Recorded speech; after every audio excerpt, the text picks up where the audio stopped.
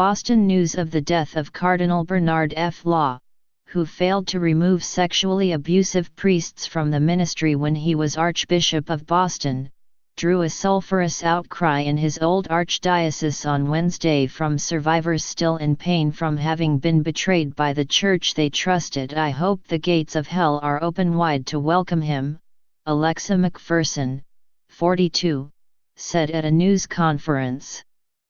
Another survivor, Robert Costello, 56, called the Catholic Church the world's largest pedophile ring.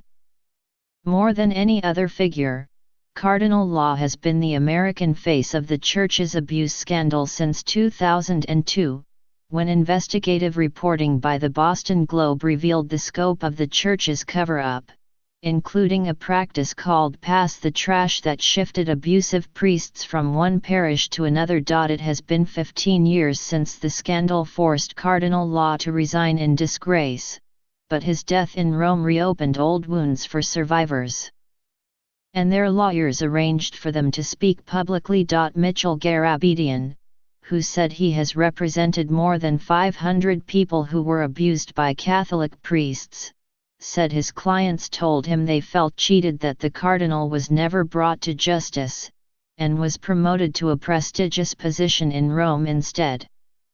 "With all due respect," he said, "society has not lost a great protector of children with the passing of Cardinal Law."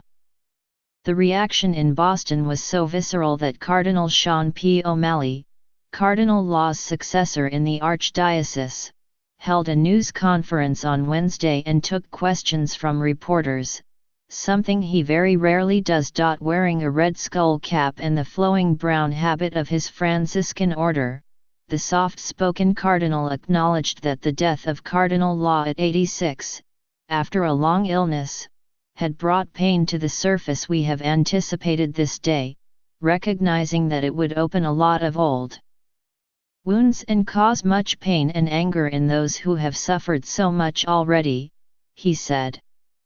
"We share in their suffering." He said Cardinal Law's personal legacy was broader than the clergy abuse scandal, noting that he had been engaged in the struggle for civil rights and in reaching out to immigrants, the poor and the sick. "All of us are more than one-dimensional," Cardinal O'Malley told reporters.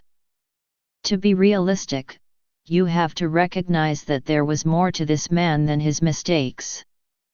Asked if he had forgiven Cardinal Law, Cardinal O'Malley said, "Forgiveness is what Christianity is about, and that doesn't make it easy."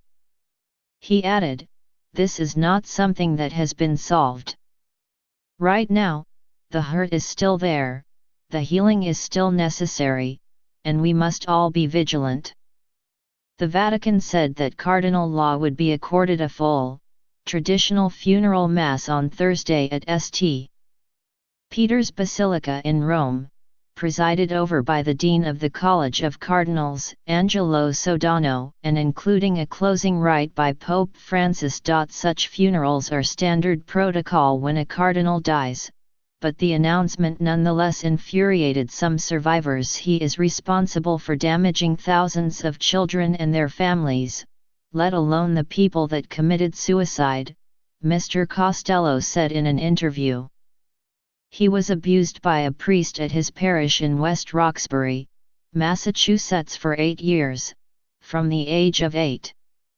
"To publicly have this mass just means they haven't learned a damned thing," he said.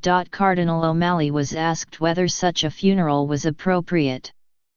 "I understand the difficulty with that," he responded, adding that he would not be attending the service, having just returned from Rome. He then acknowledged another troubling aspect of Cardinal Law's career, that after his role in the scandal was revealed, Pope John Paul II made him high priest of one of Rome's 4 major churches, the magnificent Basilica of St.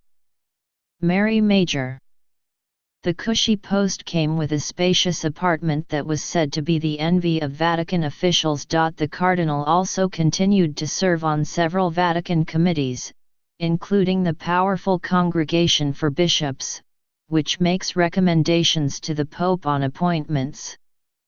That post let him continue to reward his protégés and influence who became bishops in the United States and elsewhere. I think it's unfortunate that he's had such a high profile in the life of the Church, Cardinal O'Malley said.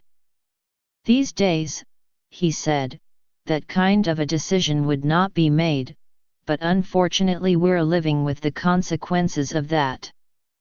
Cardinal O'Malley was appointed to take charge and soothe the Boston Archdiocese about 6 months after Cardinal Law resigned.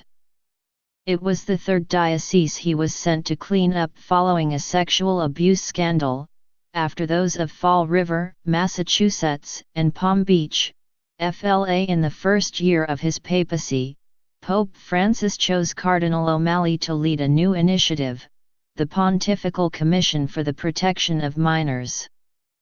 Expectations were high for the commission, which included laymen and women, experts on abuse and 2 survivors of sexual abuse by priests.